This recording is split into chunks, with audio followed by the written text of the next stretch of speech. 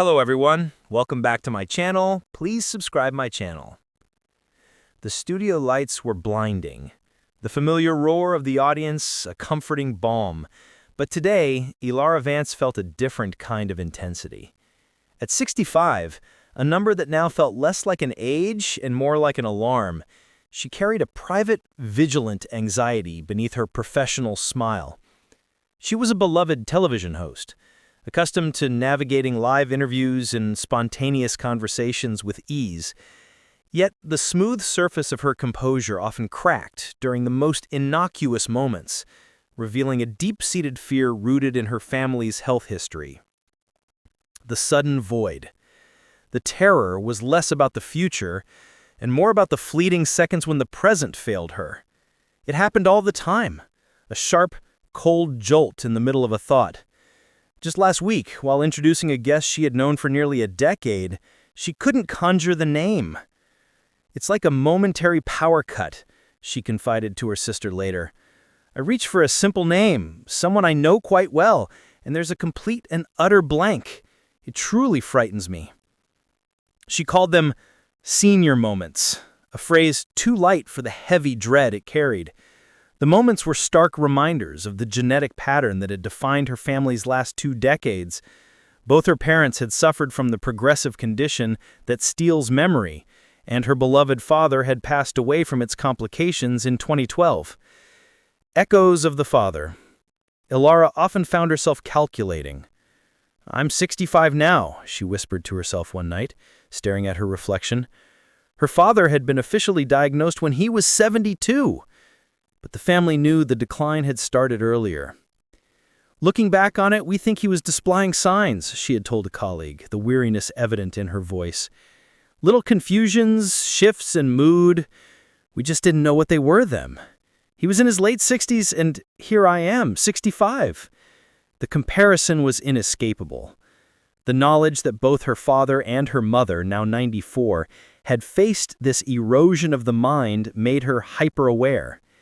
Every misplaced key, every forgotten appointment, every small cognitive stumble was magnified, scrutinized under the harsh light of potential inheritance. "Of course I worry about it," she admitted. "With both parents having lived through this long health battle, how could I not? But I try to remember, what will be, will be."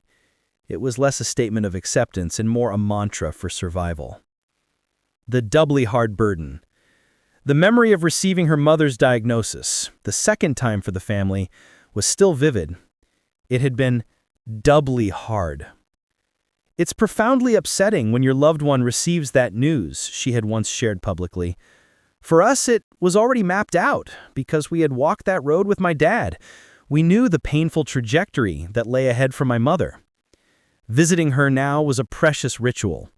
At the moment, Mum knows who I am," Ilara affirmed, a quiet joy in the consistency. "She always recognizes me and is genuinely happy to see me. But the vulnerability of that knowledge was a constant ache. I know that could change at any time," she confessed. "It did with my dad. That impending possibility is truly heartbreaking." The silent grief. What often silenced her, though, was not her own grief, but the memory of her mother's.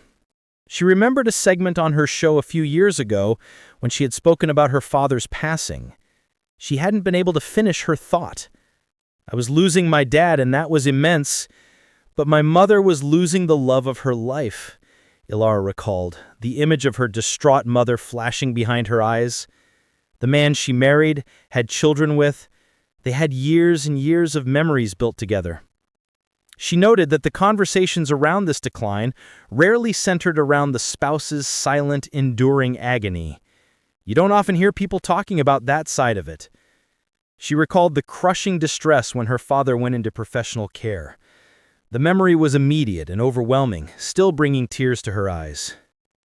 "You hold on to the hope," she wrote in her diary, her hand shaking slightly.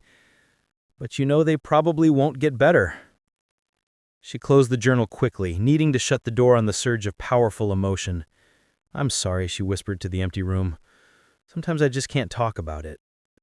It's thinking about my mom, the loss of that decades-long partnership, that side of it truly gets to me." Ilara took a deep, cleansing breath. The fear remained, an uninvited house guest, but so did the love.